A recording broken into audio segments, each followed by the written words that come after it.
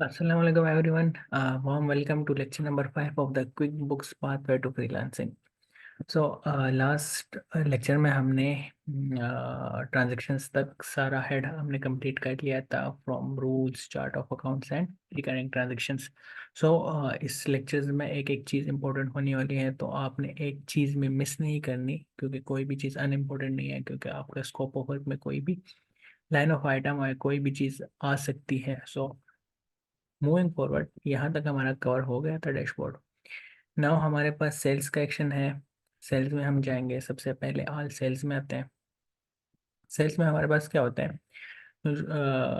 Actually जब हम sales करते हैं तो हमें चाहिए होती है सबसे पहले एक सेल इनवॉइस। तो पहले तो ये होता था कि हम मैनुअल सेल या कोई पैड वगैरह बना लेते थे, बट क्विक बुक्स अब हमें एक ऑटोमेटिक ऑप्शन भी देता है कि फॉर एग्जांपल हम क्विक बुक्स में ही ऑटोमेटिकली एक इनवॉइस जनरेट कर लेते हैं। तो क्रिएट एन इनवॉइस पर जाएंगे।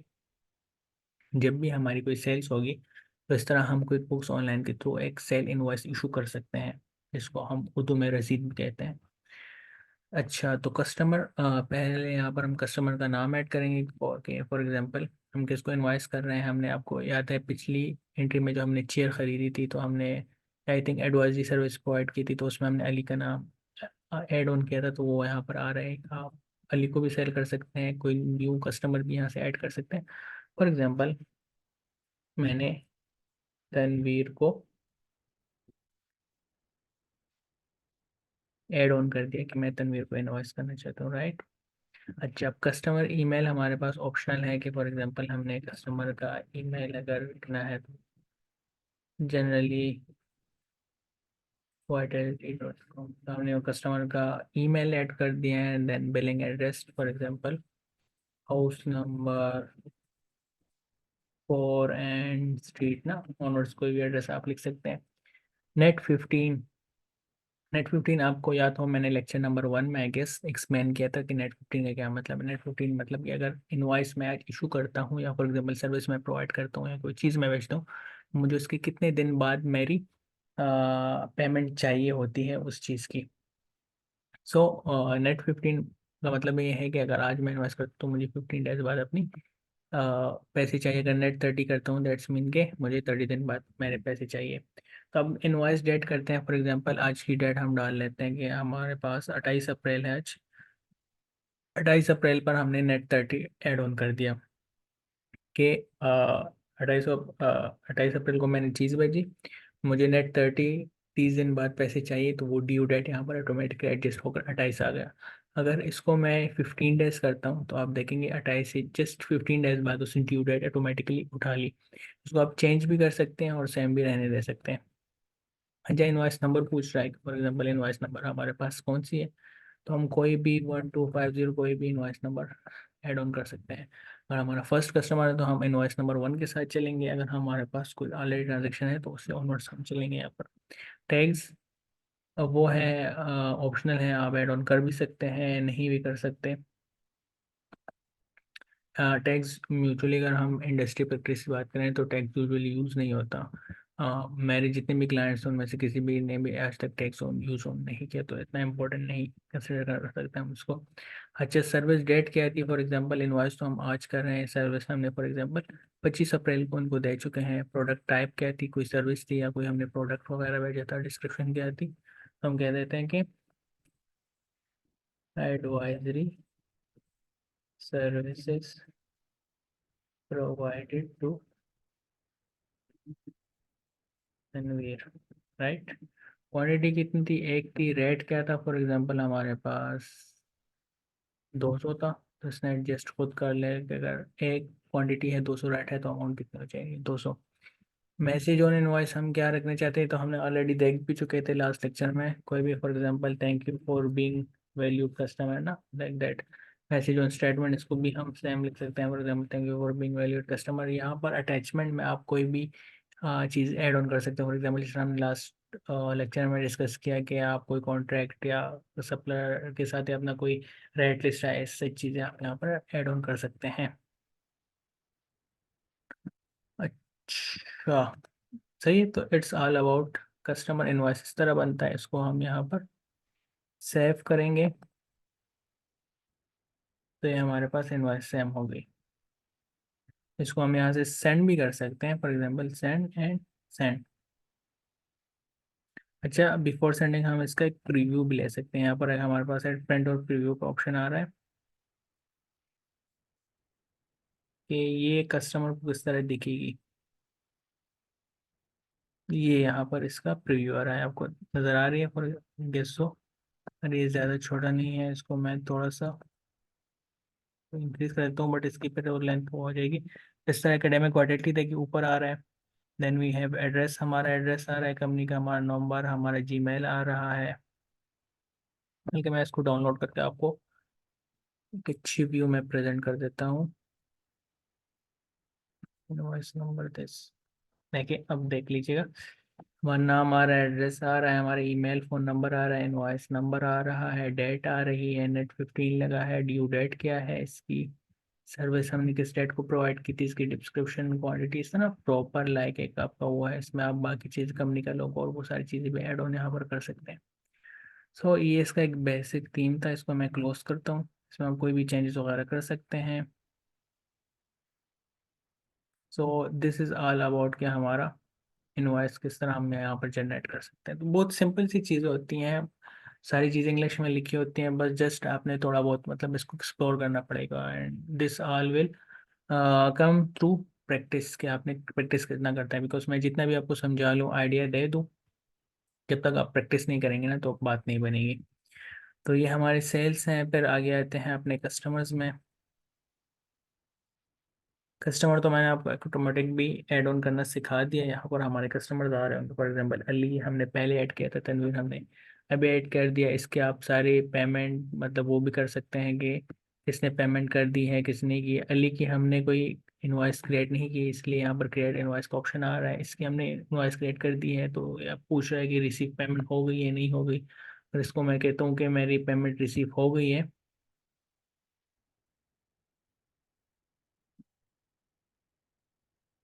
तो ये मुझे एक ऑप्शन भी देगा कि अमाउंट रिसीव इतनी है, सेव एंड क्लोज। इसको मैं यहाँ से सेव करूँगा, रिसीव पेमेंट ऑफ 200 सही, क्रॉस करता हूँ।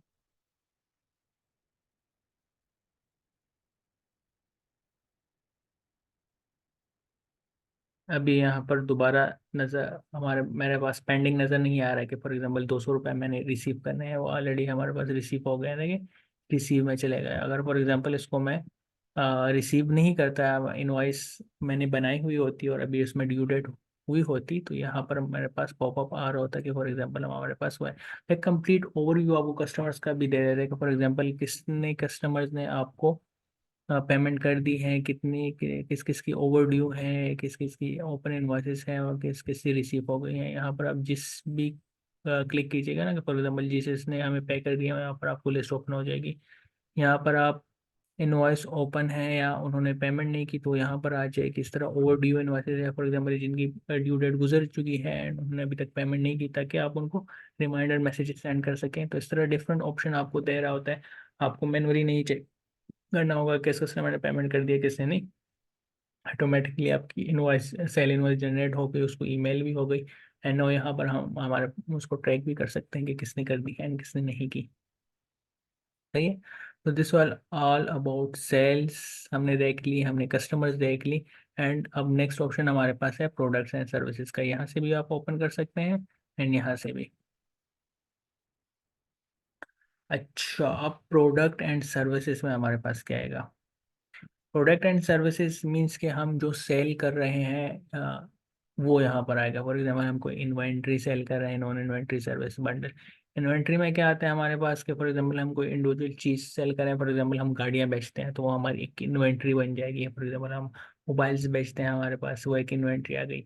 नॉन इन्वेंट्री मतलब कि फॉर एग्जाम्पल कोई छोटी मोटी चीज़ है, कोई स्पेसिफिक इन्वेंट्री नहीं है। फॉर एग्जाम्पल अगर हम गाड़ियाँ बेचते हैं, तो हमारे पास उसके साथ हम की चैन हमने दे दिया, या फॉर एग्जांपल ऑयल हमने दे दिया, या कोई सीट कवर्स के साथ छोटी प्लास्टिक वगैरह ना, छोटी मोटी चीज़ें जो हम एड ऑन सेल कर रहे होते हैं, बट वो हमारा मेन इन्वेंट्री नहीं होती, तो हमारे पास नॉन इन्वेंट्री आइटम्स में आ जाती है। सर्विस में फिर हमारे पास फॉर एग्जाम्पल हम एडवाइजरी सर्विस दे, जैसे आपने देखा मैंने एक 2 साल इन्वेस्ट बनाई, तो वो हमारे पास यहाँ पर आ गई है। फिर बंडल्स भी हम कर सकते हैं कि फॉर एग्जांपल हम तीन चार चीज़ें बेच रहे होते हैं। हम एक आप कह लें कि मोबाइल्स, चार्जर्स, ईयरफोन्स, तीन चार चीज़ें हम एक पैकेज में सेल कर रहे होते हैं, तो वो हमारे पास बंडल में आ जाएगी। हम इंडिविजुअल चीज़ें सेल नहीं कर रहे होते हैं, हम एक बंडल सेल कर रहे होते हैं। जिस तरह हमारा एक कोर्स है इंडक्शन पाथवे, इसमें आपको एक इंडिविजुअल चीज़ें वो नज़र नहीं आती, आपको एक कंप्लीट पैकेज नज़र आता है जिसमें आपके पास 8 9 कोर्सेज इकट्ठे होकर आ रहे होते हैं। तो हमारे पास बंडल में आ गए, इंडिविजुअल कोर्स हमारे पास इन्वेंट्री में आ जाएगा। तो अब इसको सेटअप किस तरह करते हैं, इसको देखते हैं। इन्वेंट्री पर आप सिंपली क्लिक कीजिएगा, फिर ये कहेगा कि आपसे नेम पूछेगा, इन्वेंट्री का नेम क्या है। फॉर एग्जांपल हम गाड़ियाँ बेचते हैं, मैं इसको कार्स कर देता हूँ, मैं कार्स बेचता हूँ। इसके यूनिट आप जो भी आपका इंटरनली वो होता है, आप 105 कर कुछ भी। यहाँ पर आप पिक्चर भी ऐड कर सकते हैं, आप इन्वेंट्री की फॉर एग्जाम्पल गाड़ी की मैं पिक्चर ऐड कर देता हूँ। कैटेगरी हमसे पूछेगा कि किस कैटेगरी में आता है। फॉर एग्जांपल मैं कह देता हूँ कि हमारे पास आता है, इन्वेंट्री में आ गया हमारे पास, right. Initial quantity on hand, for example आज के दिन मेरे पास कितनी गाड़ियाँ मौजूद है शोरूम में, मैं कहता हूँ 100 हमारे पास मौजूद हैं। किस डेट को है हमारे पास 28 अप्रैल को 100 मौजूद है। री ऑर्डर पॉइंट, अच्छा आपने अगर केएफ का कोई स्टूडेंट है जिसने KF3 में पढ़ा हो, री ऑर्डर क्वांटिटी, तो वो अब यहाँ पर आपको प्रैक्टिकल लाइफ में नज़र यूज़ होता हुआ नज़र आ रहा है। री ऑर्डर क्वांटिटी क्या होता है, फॉर एग्जांपल मैं कहता हूँ कि अगर मेरे पास 10 यूनिट्स तो कम से कम होने चाहिए मेरे शोरूम में, अगर 10 से कम गाड़ियाँ मेरे पास हो तो मुझे ये इन्फॉर्म कर दे क्विक बुक्स के आपके पास शोरूम में 10 गाड़ियाँ रह गई, आप न्यू ऑर्डर प्लेस कर लें गाड़ियों का।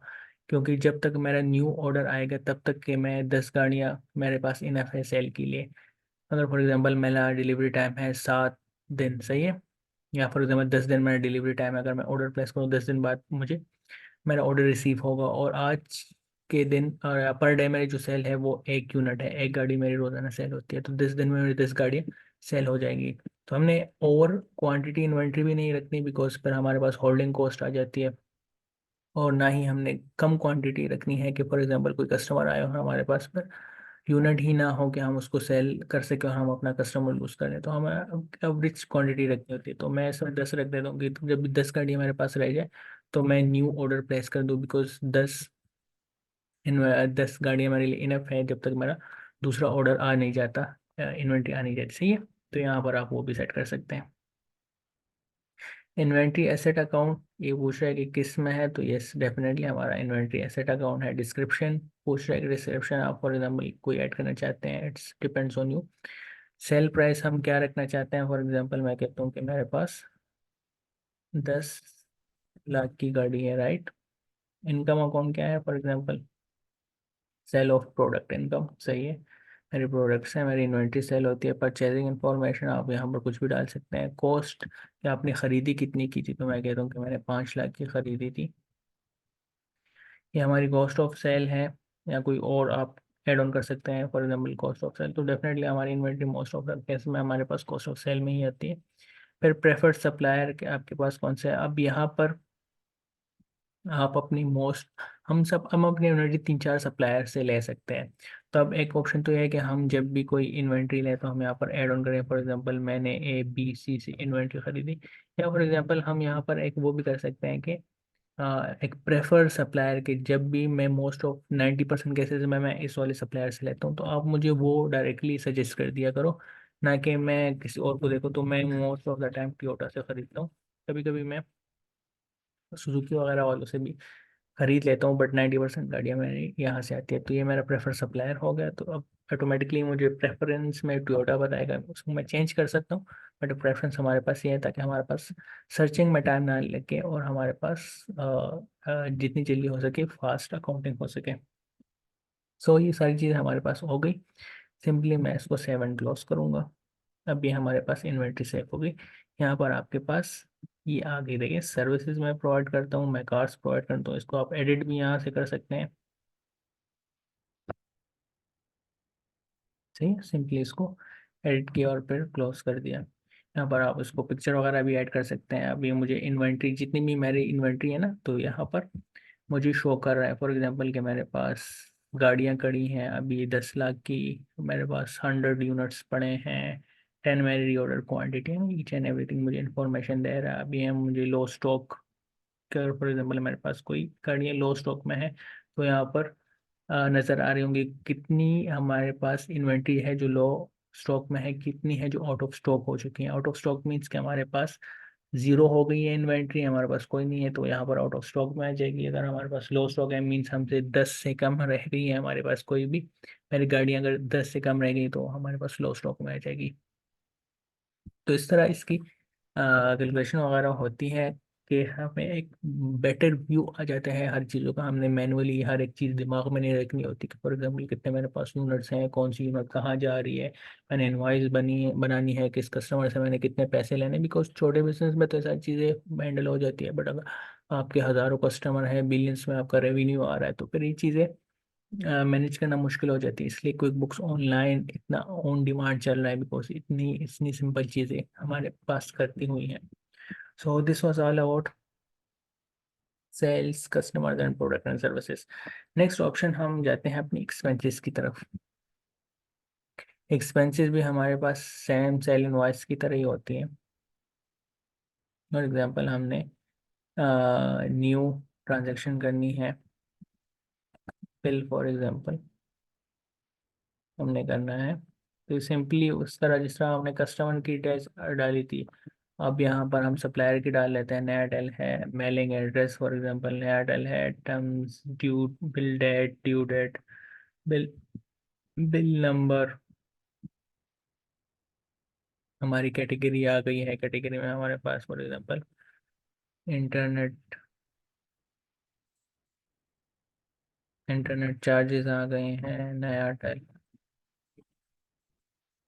Bill for the month of April ना, इस तरह अमाउंट हमारे पास आ गई। फॉर एग्जांपल 3,000 की हमने वो करी थी इस तरह। मेमो में आप कुछ भी कर सकते हैं, डिस्क्रिप्शन ही लिखते हैं बेशक, नया Dell bill for the month of April. Attachment में आप यहाँ पर बिल ऐड कर सकते हैं, बिल की जो इनवॉइस होती है ना, जैसे आपका इंटरनेट बिल आता है आपको ईमेल के थ्रू या पहले हार्ड फॉर्म में भी आता था घरों में, तो आप यहाँ पर आप अटैच कर सकते हैं एंड सेव करेंगे तो हमारे पास सिंपली बिल ऐड हो जाएगा। अब हम टर्म्स एंड कंडीशन भी ऐड कर सकते हैं, बिल नंबर ऐड कर सकते हैं, कब बिल आया था हमारे पास, उसकी ड्यू डेट क्या है। सिंपली हमारे पास सेव हो जाएगा और जब हम पेमेंट करेंगे तो यहाँ पर हम एक पेमेंट का ऑप्शन भी डायरेक्टली कर सकते हैं। हमारा बैंक अकाउंट अटैच होकर डायरेक्टली हमारे हमसे पैसे चले जाएंगे उनके अकाउंट में। तो इससे ऑटोमेटिक चीज़ें हमारे पास हो रही होती हैं। तो ये हमारे पास सिंपली कस्टमर की तरह बिल भी हो गया। अब यहाँ पर हम सप्लायर्स में भी जा सकते हैं। सप्लायर्स में हम जाएंगे तो ये हमारे पास यहाँ पर एक ओपन बिल शो कर रहा है कि आपने 3,000 रुपये पे करने हैं। यहाँ पर 3,000 का भी हमारे पास एक ऑप्शन रहता है कि मेक पेमेंट कर लें। सिंपली आप मेक पेमेंट पर जाएंगे, अमाउंट पेड पर जाएंगे, हमने कहा एयरटेल को हमने पेड कर दिए हैं, बिल हमारा पास ही हो गया है। क्लियर पेमेंट्स पर जाएंगे,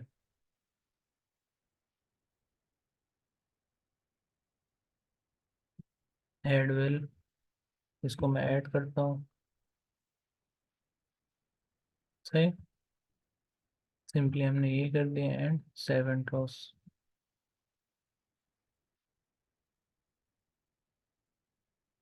वन बिल इज पेड, एक हमारे पेड में आ गया। तो इस तरह हम सप्लायर्स में एनी टाइम किसी भी पॉइंट ऑफ टाइम हम चेकआउट कर सकते हैं कि फॉर एग्जांपल लास्ट 365 डेज में हमने कोई बिल हमें रिसीव नहीं हुआ तो वो भी हमें नज़र आ जाता है। And paid from last 365 days, अगर हम इसको 1 साल से ज़्यादा पे नहीं करते तो वो भी आ जाता है। यहाँ पर हमारे पास ओपन बिल भी आ जाता है जिनकी अभी ड्यू डेट रहती है कि हमें पे करनी है तो वो भी आ जाती है। अगर हम इसको पे कर देते हैं तो वो पेड वाले ऑप्शन में हमारे पास चला जाता है। और यहाँ पर हमारे पास डिफरेंट वो आ रही होती है कि इनकी, अगर आपने बिल्स बनाने हैं फॉर एग्जाम्पल नेक्स्ट मंथ के स्टार्ट में एक दूसरा बिल मैं बना दूंगा, तो इस तरह चीज़ें हमारे पास सिंपल होती रहती हैं। एक्सपेंसेस में हमारे पास एक दो ऑप्शन थी, एक्सपेंसेस एंड सप्लाईज। फिर नेक्स्ट हमारे पास ऑप्शन है कस्टमर्स एंड मार्केटिंग का। कस्टमर्स में आते हैं, कस्टमर में सिंपली वही सेल्स में जिस तरह हमने कस्टमर्स देखे वही सेम कस्टमर्स हैं, हम ऑलरेडी डिस्कस कर चुके हैं ऊपर। यहाँ पर हमारे पास जितने भी कस्टमर्स हैं जिसकी पेमेंट आई है नहीं आई है, ईच एंड एवरीथिंग हमारे पास हमारा कवर हो जाता है। यहाँ पर हम न्यू कस्टमर भी कर सकते हैं, सिंपली हमने ऑलरेडी देख चुके हैं। कस्टमर डिटेल्स वगैरह डाल दें, सेव करें, आपके पास न्यू कस्टमर आ जाएगा। अच्छा, फिर मार्केटिंग में आते हैं। So what we have in marketing, तो इसमें हमारे पास डिफरेंट थर्ड पार्टी एप्स हैं। फॉर एग्जाम्पल ये मेल चिप्स का बता रहा है, इसके अलावा और भी हमारे पास सारे एप्स आ जाते हैं जो कि हम एंड में एप्स में देखेंगे, सही। अब मेल चिप क्या है? For example Mailchimp is email marketing tool. अगर आप में से कोई मार्केटिंग से जिसका थोड़ी बहुत नो हो आपको, तो आपको पता होगा कि मेल चिप से हम मार्केटिंग ईमेल्स कर सकते हैं। फॉर एग्जांपल कभी कभार आपने देखा होगा आपको डिफरेंट प्रोडक्ट्स की ईमेल्स आ रही होती हैं। फॉर एग्जांपल ये खरीद लो, ये है वो है ना, तो इस तरह मार्केटिंग ईमेल जो है वो आप मेल चिप से कर सकते हैं। फॉर एग्जांपल आप कोई इन्वेंट्री बेच रहे हैं, मैं चाहता हूँ कि मैं जो गाड़ियाँ बेचता हूँ तो वो उसको आप कोई 1,000 लोगों को आप बेच दो। इसमें कुछ initially I think certain limit तक फ्री होती हैं, फिर कुछ पेड वर्जन भी है मेल चिप्स के। तो इस तरह मैं अपनी प्रोडक्ट्स को मार्केट भी कर सकता हूँ क्विक बुक्स ऑनलाइन के थ्रू। तो क्विक बुक्स ऑनलाइन आपको एक कंप्लीट हर एक चीज़ को हर एक एंगल से कवर कर रहा होता है, इसलिए इतना इन डिमांड चल रहा होता है मार्केट में। तो ये सारी चीज़ें हमारे पास यहाँ पर हो गई। अब ये है कि नेक्स्ट लेक्चर में हम रिपोर्ट्स, एम्प्लॉयज़, बजट्स और माई अकाउंटेंट, इस तरह की छोटी छोटी चीज़ें कवर कर लेंगे। एंड देन हमारे पास एक टैक्सेस का ऑप्शन रह जाएगा final. And then we will move towards, हमारे पास यहाँ पर कुछ चीज़ें रह गई हैं आई थिंक मैनेज अकाउंट्स, इसमें ये रह गई। तो नेक्स्ट 2 to 3 लेक्चर में इंशाल्लाह हम कोशिश करेंगे कि आपके इस कोर्स को वाइंड अप कर लें, ताकि आपको कम से कम टाइम में एक पूरा ओवरव्यू मिल जाए कुछ बुक्स का। So that's all for today. Thank you so much for watching. इसके रिलेटेड कोई भी क्वेश्चन हो तो आप ग्रुप में पूछ सकते हैं। Thank you.